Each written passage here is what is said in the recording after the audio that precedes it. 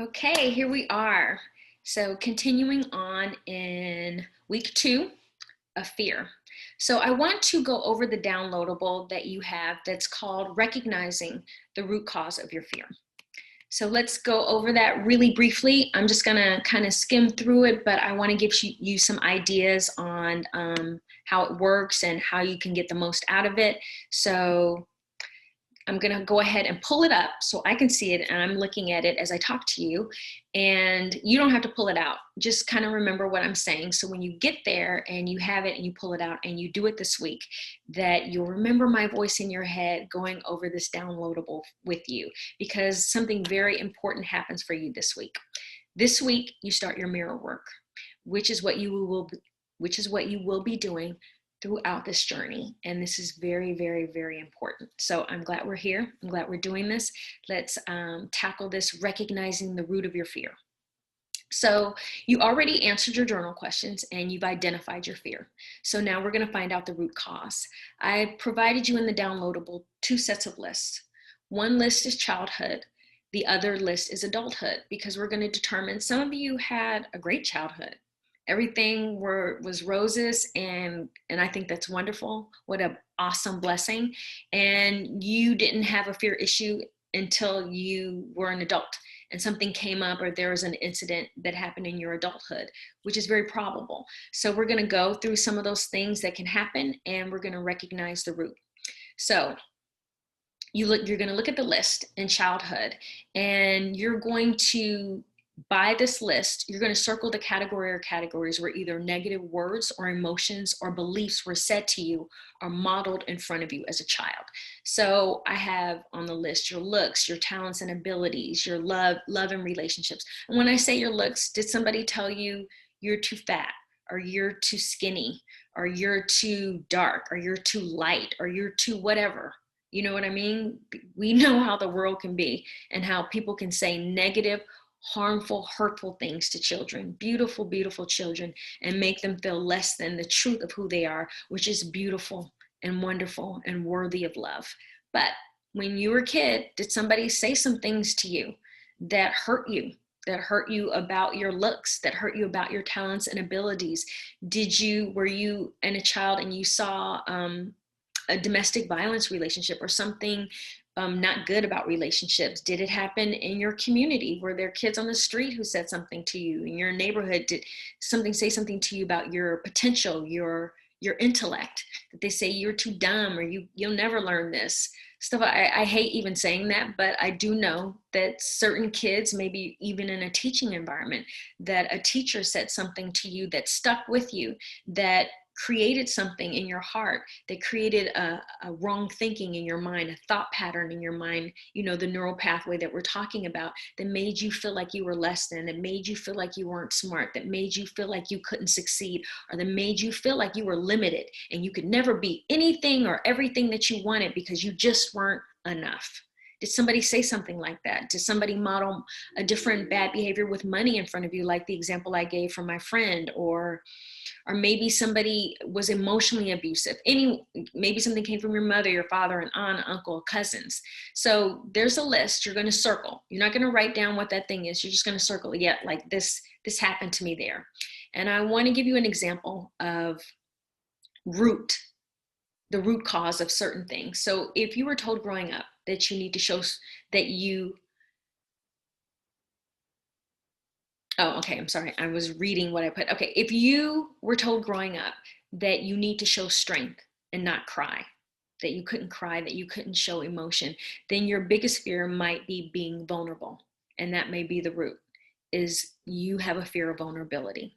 If you were told growing up that you weren't smart, then your deepest fear may be that you're inadequate, right?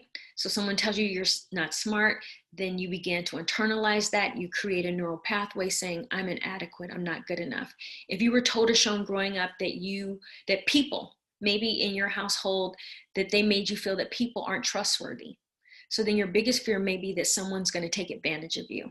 And have you met people like that who are always worried that somebody's trying to pull one over on them? You're kind of like, no one's thinking like that. Maybe when they were growing up, I'm just saying maybe, that they were taught that people aren't trustworthy, so that they always have a fear that they're going to be taken advantage of. If you were physically or sexually abused growing up, then you may have a fear that you need to control certain areas of your life. I knew a man. He was sexually abused. I know you guys are thinking, is everyone you know have a trauma in their life? No, not everyone, but I'm just using certain stories. A lot of these people have overcome and are living beautiful, fulfilling lives right now. But it doesn't mean that they didn't have to go through something to get there, overcome a challenge to really get to the next level of their life. So I knew a man that had been, unfortunately, sexually abused as a child. And so he had this very rigid need to control everything because he was afraid of being vulnerable. Because when he was a kid and he was vulnerable, somebody took advantage of him in the worst way. So his root is vulnerability, but it came from the trauma of being abused sexually and in a physical way when he was a child. Or maybe somebody went in the opposite direction if they had physical or sexual abuse as a child and they lack the ability to put up boundaries. And so they manifest a life that reflects the lack of control that they had when they were hurt as a child, and their life is kind of chaotic and everything's always kind of crazy because they didn't have the boundaries as a child. So that little girl, little boy in them is still not knowing how to control anything. If you were taught when you were a kid to believe in an extreme presence of danger, then maybe you're fearful about experiencing all that life has to offer. So that's your root. If you were told growing up that you weren't good at anything, then your biggest fear may be that you're going to let somebody down. So you never really want to try it or go all the way full through because you're afraid that in the end you're going to let them down anyway. So you're afraid of failure, that would be your root. If you were told growing up that your behavior was inappropriate, that somebody was always trying to no, act this way, not that way, then your biggest fear may be allowing people to get close enough to know the real you, because you were shown or told as you were growing up that was not what ladies do, or that's not what boys do, or that's not, and so you began to internalize that and not like yourself. And so you feel like I need to put up a fake facade because I can't let anybody see the real me, because when I was a kid, the real me was rejected. So I need to be this other person. Okay. And maybe if you had a parent like I did who was not there for you emotionally, physically, or financially, your biggest fear may be that you will be abandoned or that you're not worthy of love, which is what happened to me. I had a parent, wasn't there emotionally, physically, financially, and I grew up feeling that I would be abandoned or that I wasn't worthy of love because they didn't care enough to come around. Now, like I said, I'm healed, and me and my father, we had our come to Jesus talk, and we got into a better place before he left this earth. But it doesn't change what happened when I was a kid. It doesn't change that was sown into me, that became a seed, that became a neurological pathway, that became a root. And then whenever that fear happened, it triggered it. And I went into this is what it is. So then I have another group, like I said, because some people had great childhoods. They're like horrified right now. Like, this happens to kids? Yes, it did happen to some kids. And we are so glad it didn't happen to you. But maybe something happened to you as an adult, as a parent, maybe something happened from your parent now that you are a parent. Who knows, maybe friends or family, somebody said something to you. Maybe it happened with a spouse or a romantic partner. Maybe there was a death of a loved one that really affected you. A divorce absolutely can happen, can cause it, or heartbreak, disappointment, physical or emotional abuse that sometimes we experience as an adult. Maybe it happened at work. Maybe somebody was treacherous and stole something from you, and you should have been promoted and it didn't happen. And it created a fear response in your heart. You told yourself a story about it, and it created a neural pathway. And so now you're afraid to jump out or show your ideas anymore because you're afraid that somebody's going to steal them or something's going to happen, anything like that. Or maybe you went through a horrible illness and you lost your hair, you had to do chemo, and there are so many things that can happen to us, probably even more so as an adult.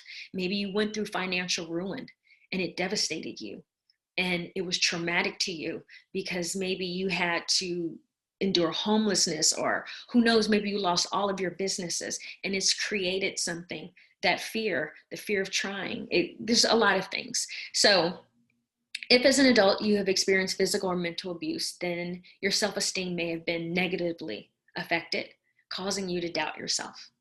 Because if you're in a dangerous position where somebody's abusing you emotionally or physically, you begin to take that stuff in, even though maybe your adult mind is telling you that it's not true. If it's somebody you love that you've already let into your heart, you begin to question yourself. That's only natural. And you begin to doubt yourself and doubt your worth. Like I said, your biggest fear may be that you're powerless or that you're not enough. If you've experienced a lot of loss and death in your adult life, then your biggest fear may be a lack of control. This happened to my mother. My mother's a beautiful woman, and unfortunately, she's experienced a lot of loss of loved ones. Both of her parents have gone, which is the natural process of life, but it doesn't make it any less painful. She lost both of her parents. She lost her brother, a lot of cousins, good friends. One of her best friends just died recently of cancer. And so she began to be fearful of trusting, of stepping out again. And she began to develop an over sentimentality. Is that a word? I'm not sure. But she was overtly or overly sentimental about things. So one time we were having a garage sale and literally everything was, no, I can't let this go. No, I can't. And I was like, Mom, and she wanted to have the garage sale. But when we organized it and had it, she was too afraid to release any of the things. And because she's my mom and because I understand that when I see it, I was like, what is the real fear here, Mom? What's really happening? And it turned out when we kind of went through and got to the root of it is because she had lost all of these people that she loved. And so things began to take on more importance than maybe that they should have. And she just didn't want to let them go. She just couldn't. And that's kind of what hoarders do. My mom was not even remotely at the level of hoarder, but that's what hoarders do. Usually people who hoard are people who have lost something and they're devastated. And so they cling on to these things and they build and build because they can't stand to let anything go because they've lost so much. And so she was doing that on a smaller level. But of course we had to combat it and go for it, and slowly. This is not something where you see somebody feeling this way and you go, no, it must be sold. You have to get over it. No, this is something that people need to work through slowly.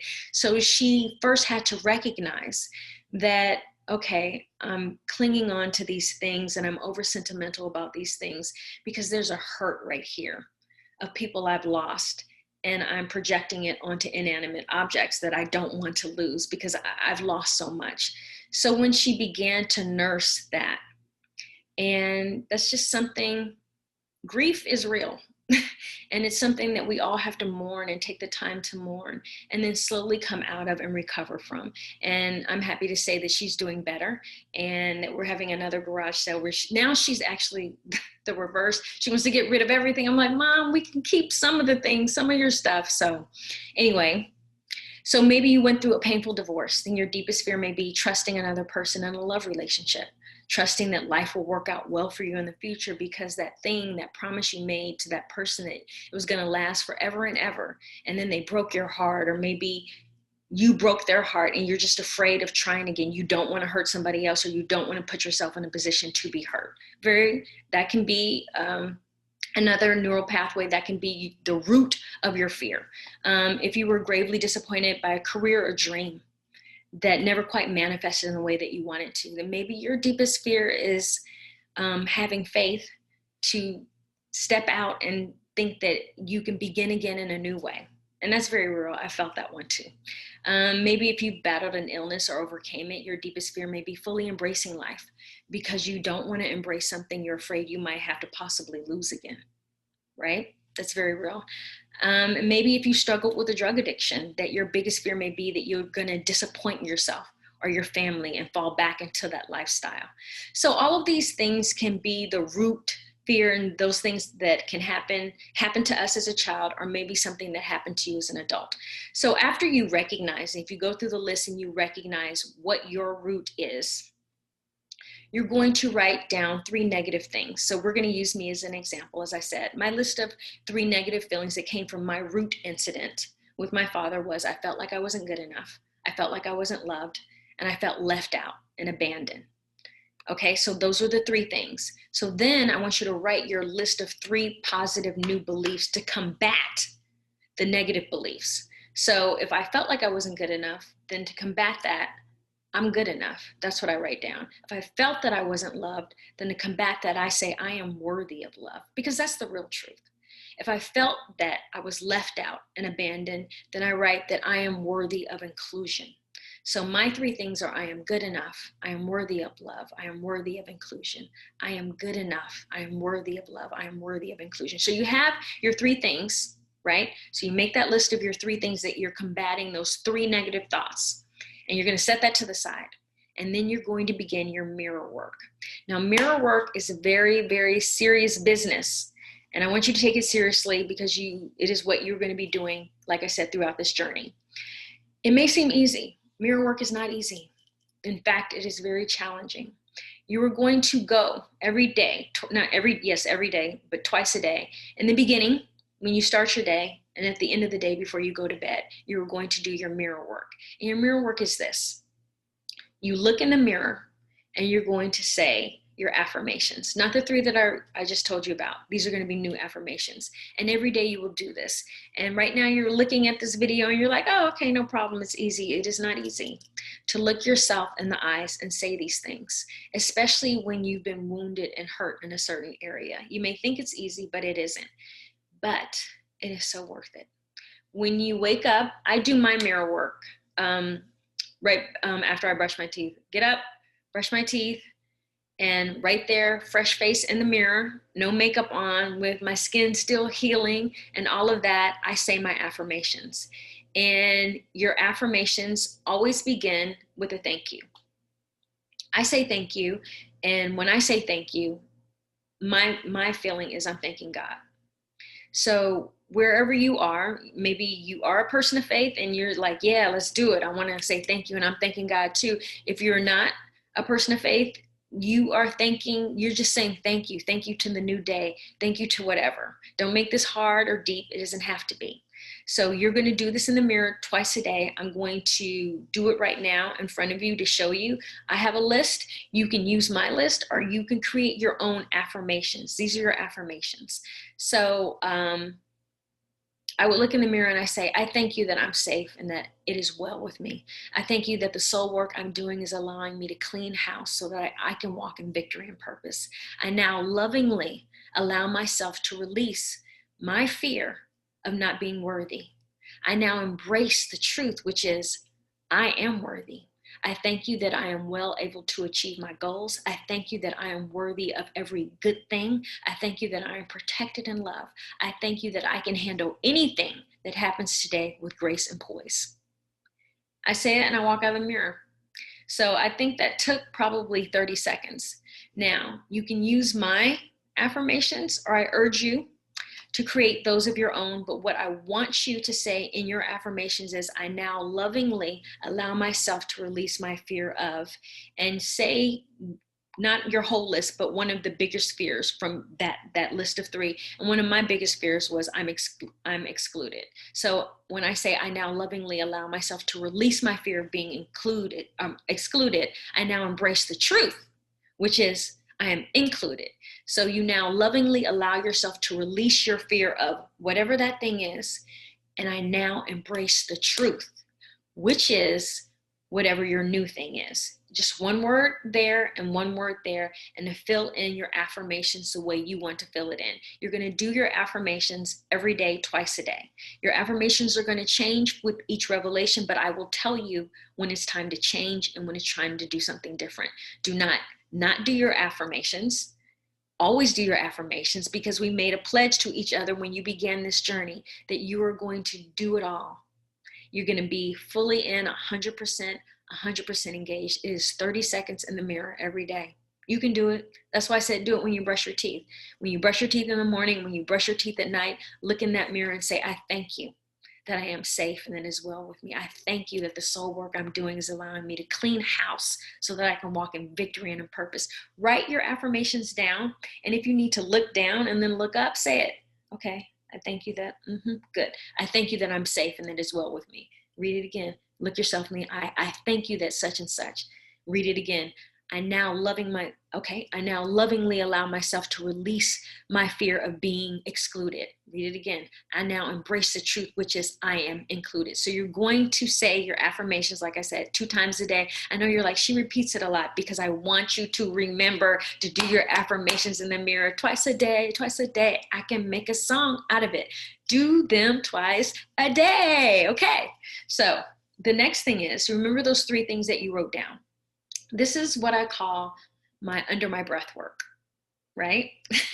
I know I come up with fun names. These are fun names for me. So my under my breath work is just throughout the day, like I would be driving, right? And the 3 things, and I have a bunch of them that I say, I just do them off the top of my head. You can make your own 3, the 3 that we just talked about, where you had your 3 negative things and your 3 positive things that combat the 3 negative things. That's your under breath work. So I would say, like, say you're at work, say you're at the grocery store, and I'd be walking under my breath. I'd be saying, I'm worthy of love. I'm good enough. I'm capable and equipped. Or I'd say, I'm safe. I'm worthy of a full life. I find joy in the flow of life. Or I'm on divine time. I'm healthy. I'm able. I'm loved.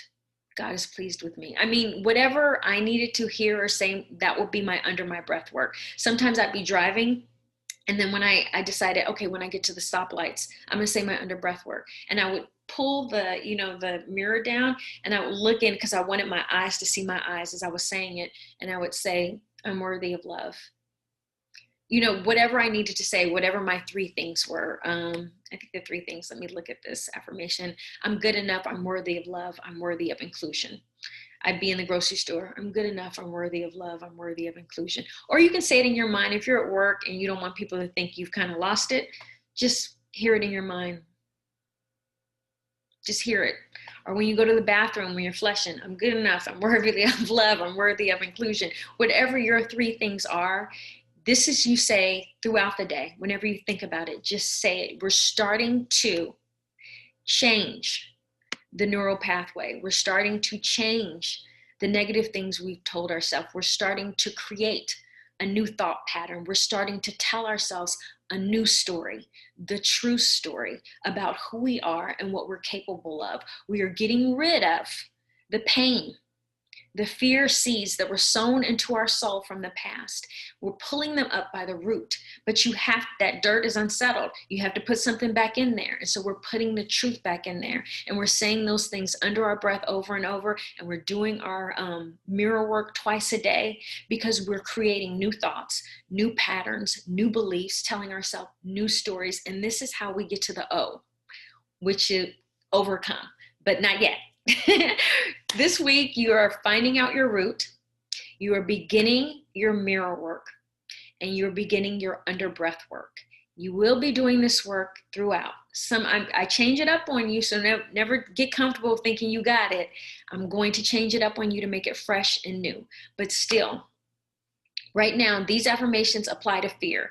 The affirmations will change as we get to new revelations, and they will apply to different things. But today, this week, you're going to begin. This week, like I said, I'm going to repeat it one last time. This week, you're going to go over that downloadable. You're going to figure out what your root fear is. You're going to write your 3 negative thoughts. Then you're going to write the 3 thoughts that you're going to combat those negative thoughts with. And then the negative thoughts are done. We're done with those. Those won't be said or repeated anymore, except when you say your affirmations, that you're releasing one of those, and then you're affirming the truth, and you will be doing your affirmations. How many times a day?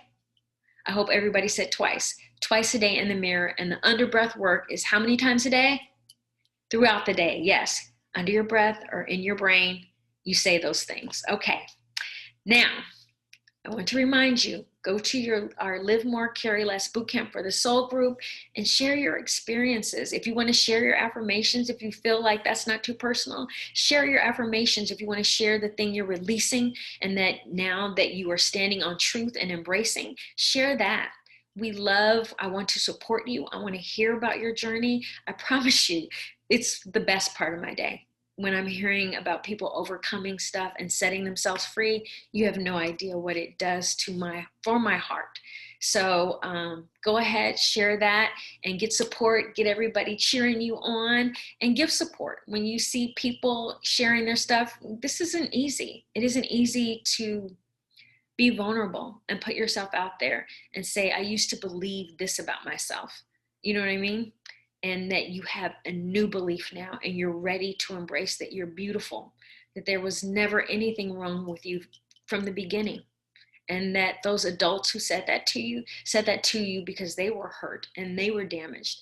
And I hope they got healed. And if they didn't, that's okay. It's time for you to get healed. It's time for you to overcome. It's time for you to be better. It's time for you to step out on faith. It's time for you to create new thoughts that are true thoughts for you, because this is about you. Okay. I will see you in the middle of the week for your midweek inspiration, and then I will see you next week for week 3, which is overcome and your fear challenge. Ooh, I love that.